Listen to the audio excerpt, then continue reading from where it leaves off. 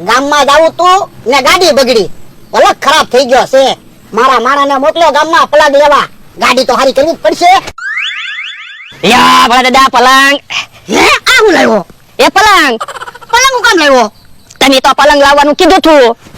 બાપા અલ્યા પલંગ લાવવાનું નહોતું કીધું, પલંગ લાવવાનું કીધું તું. હે લ્યો બોલો, મને એમ કે પલંગ લાવવાનું કીધું છે.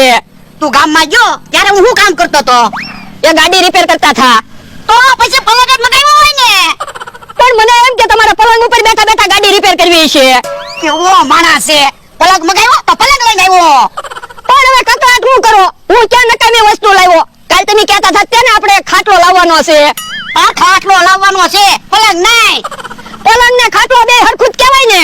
કાંઈ હરખું ન કહેવાય. પલંગમાં હું ને તો મને એમ લાગે હું પાટિયા ઉપર હૂતો, અને ખાટલામાં હું ને તો મને એમ લાગે હું ઘોડિયામાં હૂતો.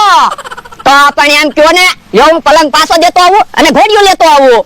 ઓય બાપા, હું નાનો છોકરો છું તે ઘોડિયું મગાવું?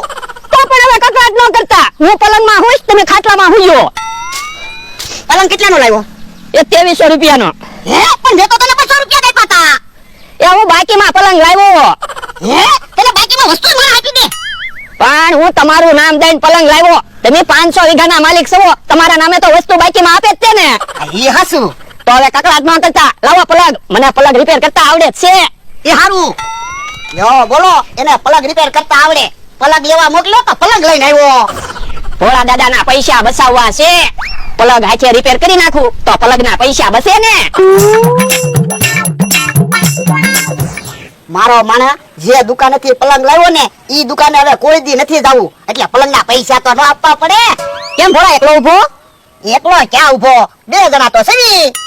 2 જણા ક્યાં છે? એકલો તો ઉભો. એકલો નથી, 2 જણા સવી. ક્યાં 2 જણા છે? એ એક તું અને એક હું. પણ હું તો હમણાં આવ્યો. ઈ પેલા તો તું એકલો ઉભો તો ને. પણ હું તો મારી વાડીએ ઉભો, હું ચા તારી વાડીએ ઉભો. મારી વાડીએ ઉભો હોય તો 2 ધોલ ન મારું. હે એ બાપા મને હું કામ ધોલું મારે? એ તું મારી વાડીએ ઉભો ને એટલે તે તો કીધું મારી વાડીએ ઉભો તો તને 2 ધોલ મારું. હે ઉભો રહે તો તું. અરડા યો પલંગ રિપેર થઈ ગયો. ઓ બાપા ઓ બાપા ઓય બાપા ઓય બાપા ઓ બાપા ઓ બાપા મને તો મારી વાડીએ એક તો પલંગ ગરમ થઈ ગયો ને તો મને હું કામ ધોલ મારી હતી. યો બોલો, પલંગ પાછો ધૂળમાં ઘા કરી દીધો. હવે મારે પાછો પલંગ રિપેર કરવો પડશે. યો બોલો, મારે ગામમાં હું કામે જવાનું હતું ઈ ભૂલાઈ ગયું. પલંગ ગરમ કરીને ગાડીમાં ફિટ કરી દેવો છે. તોય ગાડી ચાલુ ન થાય ને તો પછી ગાડી ગરમ કરવી છે. હે મમરાભાઈ કેમ આ બાજુ આવે? ઈ ભોળા છે તેને. આ ઉભો, હું કામ છે? હાલો જાદુ જોવા. ના રે ના, મારે કાંઈ જાદુ જોવા આવું ના. મારો માણસ જાદુગર જ છે. એટલે એને ગાડીનો પલંગ લેવા મોકલ્યો તો પલંગ લઈને આવ્યો. તો એને જાદુગર નો કહેવાય, એને ઊંધા કામ કર્યા કહેવાય. એનામાં ક્યાં બુદ્ધિ છે? યો ભલા દાદા, પલંગ રિપેર થઈ ગયો. હે ઓય બાપા, પલંગ બાળી દીધો.